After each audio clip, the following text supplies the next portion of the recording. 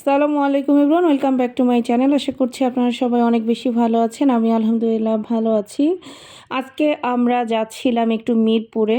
গতকাল আমার মেজো ভাসুরের বেবি হয়েছে আবারও, তো আমরা সেখানেই যাচ্ছিলাম। আমরা আসলে গতকালই যেতে চেয়েছিলাম, কিন্তু গতকাল আসলে জারিফের বাবার একটা ফুটবল টুর্নামেন্ট ছিল, তো সেজন্য আর যাওয়া হয়নি।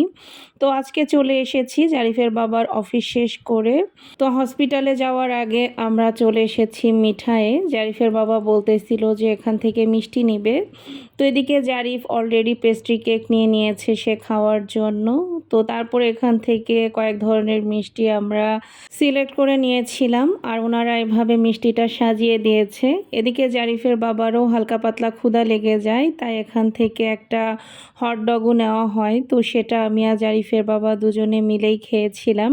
আমি আসলে একদমই অল্প খেয়েছিলাম, আমার খুব একটা ক্ষুধা ছিল না, কারণ আমি আগেই সিঙ্গারা খেয়েছিলাম অলরেডি। আর এদিকে জারিফ আবারও একটা স্যান্ডউইচ নিয়েছে খাওয়ার জন্য। তো তারপরে আমরা ফাইনালি চলে এসেছি হসপিটালে, আর এটাই হচ্ছে গিয়ে আমাদের নতুন বেবি। সবাই কিন্তু মাশাআল্লাহ বলতে ভুলবেন না। আর জারিফকে এখানে দেখতেই পাচ্ছেন ওর বোনকে কিভাবে আদর করতেছে, মাশাআল্লাহ। আর আলহামদুলিল্লাহ দাদার এখন 3 ছেলে মেয়ে। প্রথমে একটা মেয়ে, তারপরে একটা ছেলে, আবারও মেয়ে হয়েছে, মাশাআল্লাহ পরীর মতো।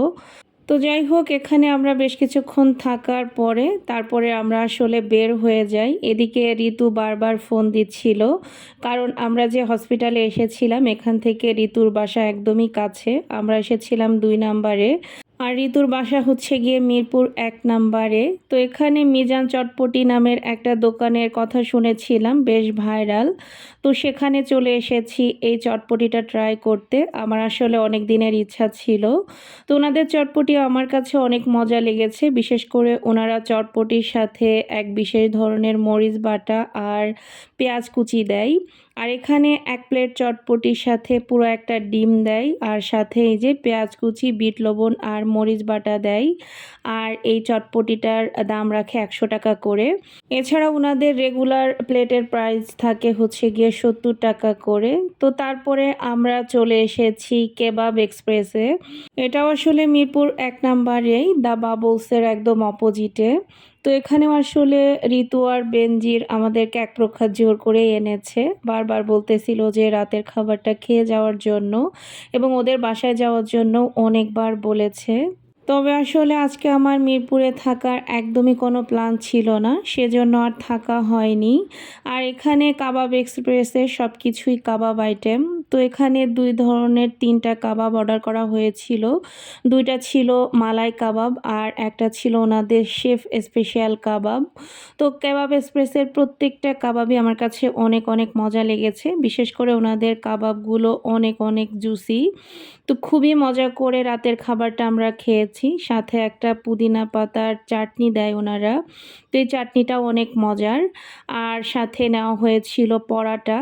তো আলহামদুলিল্লাহ রাতের খাবারটা অনেক অনেক মজা করে খেয়েছি। বেনজির এবং ঋতুকে অনেক অনেক ধন্যবাদ এত সুন্দর একটা ট্রিট দেওয়ার জন্য। একটু আগে যার ছবি দেখালাম উনি মনে হয় এই রেস্টুরেন্টের মেইন শেফ। তো আমরা আসলে যখন ওখান থেকে বের হয়েছি হালকা হালকা 2-1 ফোঁটা বৃষ্টি হচ্ছিল। তো তারপরে ঋতু বারবার বলতেছিল না যাওয়ার জন্য। তো ওর কথা অপেক্ষা করে আসলে বাসার উদ্দেশ্যে আমরা বেরই হয়ে যাই, এবং বের হওয়াটা আসলে আমাদের ভুলই ছিল, কারণ মাঝপথে এসে প্রচুর পরিমাণে বৃষ্টি হচ্ছিল এবং সেই বৃষ্টি কোনো মতেই থামতেছিল না। আমরা ঠিক এই জায়গাটাতে রাত 11টা থেকে 12টা 9 পর্যন্ত দাঁড়িয়েছিলাম। তারপরে হালকা একটু বৃষ্টি থামার পরে আমরা এক প্রকার ভিজতে ভিজতেই বাসায় আসি। আর এদিকে আপনারা ভিডিওতে হয়তো বা লক্ষ্য করেছেন যে প্রথমবার ভিজে যাওয়ার পরে জারিফকে আমি অলরেডি ড্রেসটা চেঞ্জ করে দিয়েছিলাম। তো আমার আজকের ভিডিওটা আপনাদের কাছে কেমন লেগেছে অবশ্যই জানাতে ভুলবেন না। সবাই ভালো থাকবেন। আল্লাহ হাফেজ।